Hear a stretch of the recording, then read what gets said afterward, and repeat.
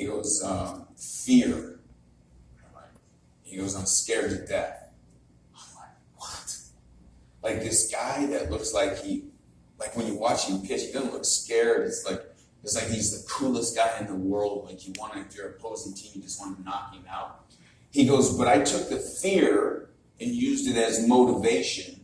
And because of it, what would happen is I would get more aggressive. And as I got more aggressive, it was like this other person showed up, this alter ego, and that became Dennis Eckersley, the closer in the game.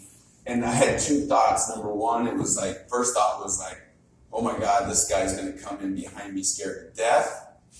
And I was like, I don't know about that. And then number two was like, wow, at that moment, I was like, I love this guy.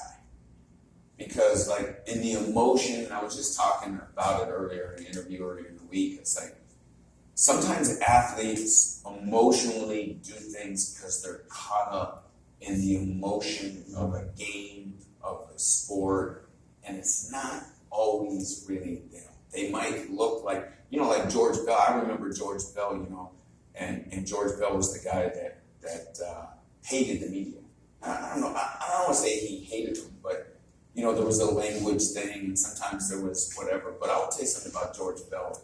He was the greatest teammate. If George Bell went 4 for 4 and our team lost, he was miserable. Mm. If George Bell went 0 for 4 and looked terrible at the plate, and the Blue Jays won, happiest guy on the team bus. And he was the ultimate team player. And it's like, but you can see because of maybe how somebody acts or what they say in a moment, in an emotional time, on an outburst or something, you start making and creating what you think about that person. Mm-hmm. But then off the field, they're a completely different person. Right, and I'm sure it's a fine balance to measuring that emotion versus self-containment, right? And just putting enough coal into the furnace as opposed to letting it catch on fire.